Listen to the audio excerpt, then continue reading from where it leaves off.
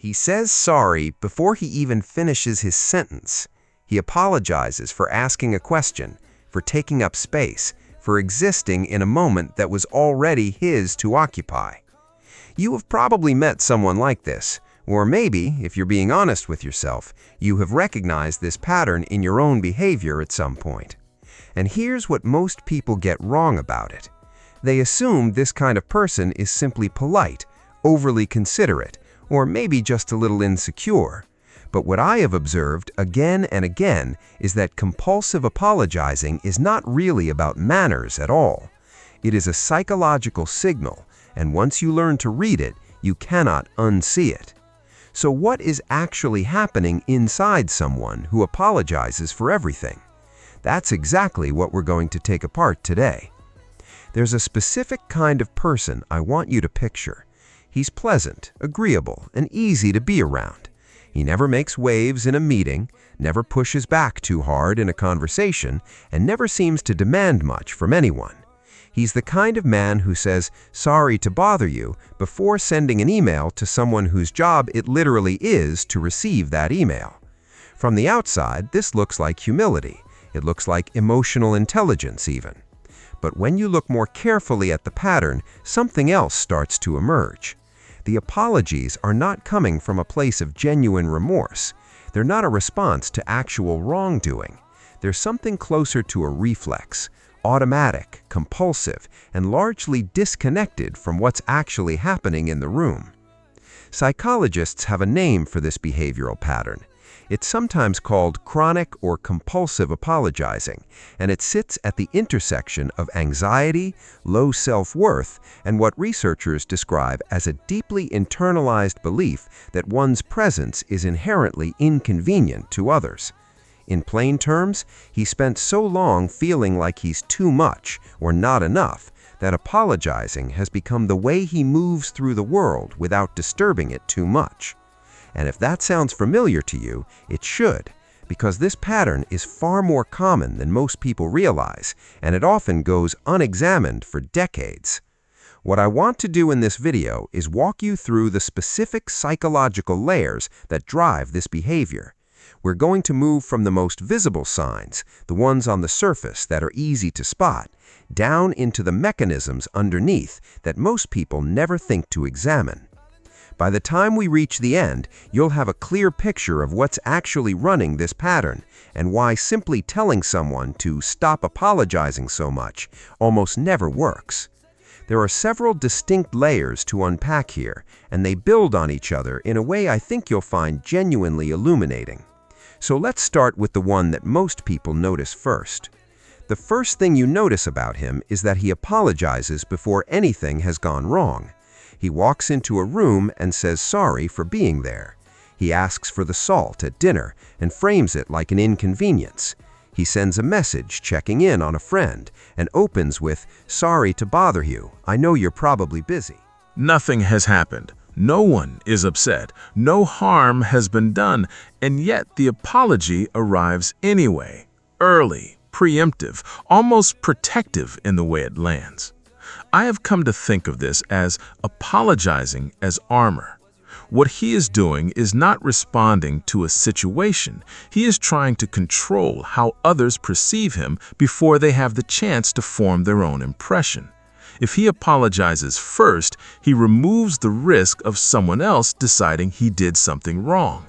He has already named his own guilt, so no one else can charge him with it. This is important to understand because it reframes the apology entirely. It is not an act of accountability. It is an act of anticipatory self-defense. He has learned somewhere along the way that taking up space without permission is dangerous, or at least uncomfortable enough that it is not worth the risk. So he asks for permission constantly, disguised as contrition. You might recognize this in someone who prefixes perfectly reasonable requests with unnecessary disclaimers.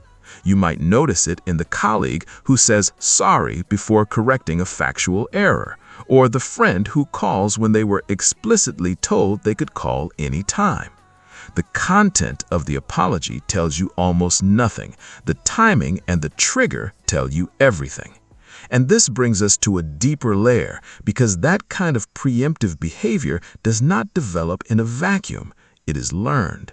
And the place where most people learn it is also the place we are least likely to examine. He did not wake up one day and decide to apologize for everything. Something taught him to. And when I look at the histories of people who carry this pattern into adulthood, a consistent thread appears. They grew up in environments where their emotions, needs, or presence were treated as problems to be managed rather than realities to be met. This does not require dramatic abuse or obvious neglect. Sometimes it is subtler than that. It is the household where expressing frustration was met with silence or withdrawal. It is the parent who was emotionally unpredictable, so the child learned to read the room constantly and stay small when the atmosphere shifted. It is the family system where praise was conditional, where love was something you earned by not being difficult. In those environments, apologizing works.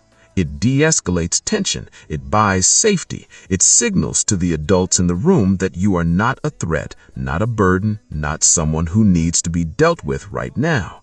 The child who learns this lesson early carries a very efficient survival strategy. The problem is that the strategy does not expire when the environment changes. He is now 30 or 40 or 50 years old, and the survival strategy that kept things stable in his childhood home is still running in the background every time he sends an email, joins a conversation, or needs something from another person.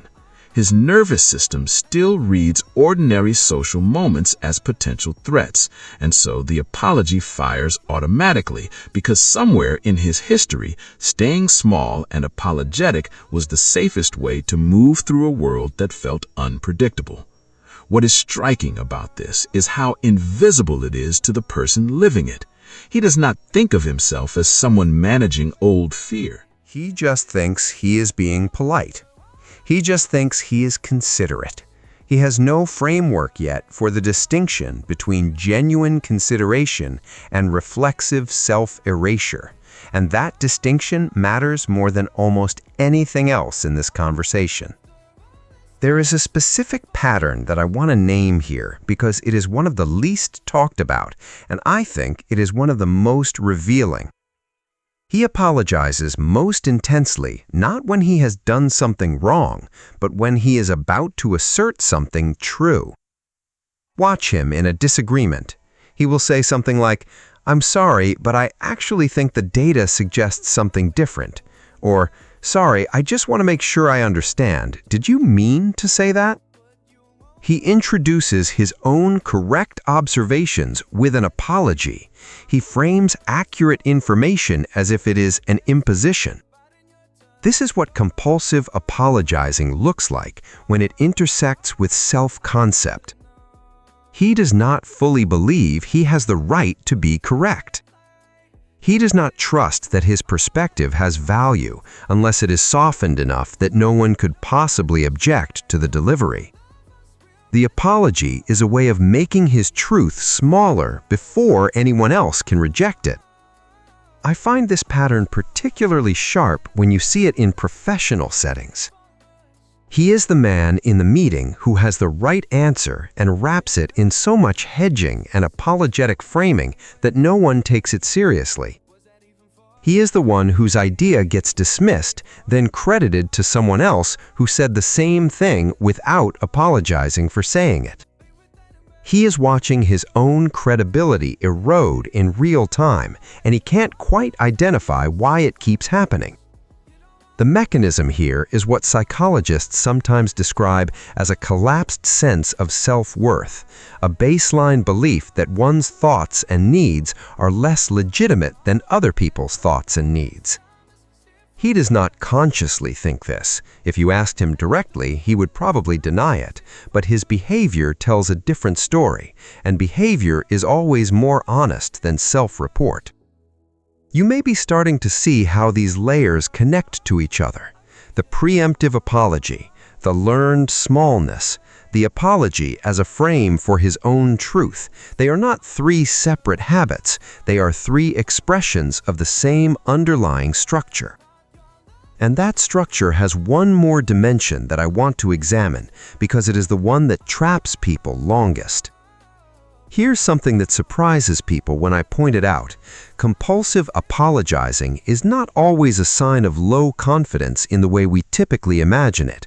Sometimes it functions as a form of control, and that's a much more complex thing to sit with. When he apologizes constantly, he creates a very specific social dynamic. He puts other people in the position of reassuring him.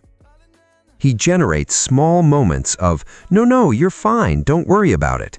And those moments, as minor as they seem, are emotionally significant. They confirm that he is acceptable. They confirm that he has not been rejected. They confirm over and over that the world still has room for him.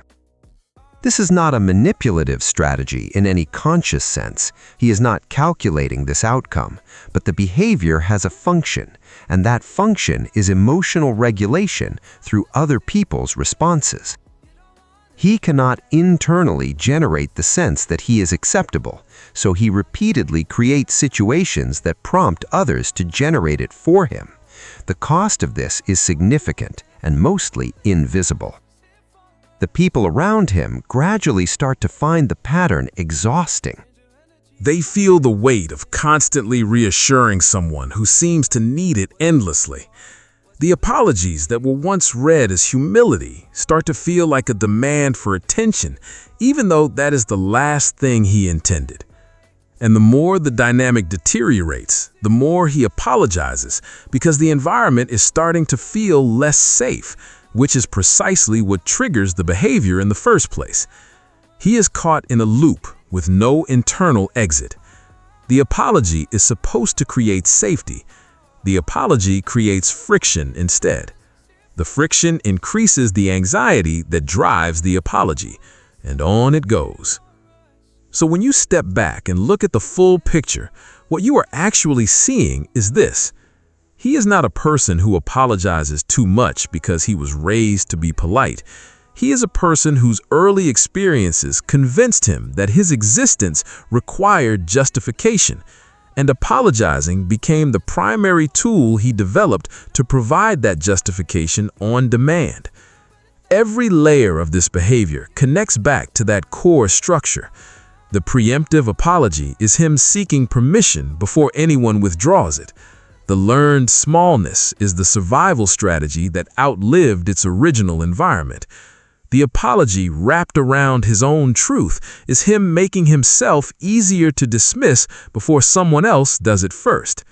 And the social loop of reassurance is him trying to outsource the self-acceptance he was never taught to generate from within.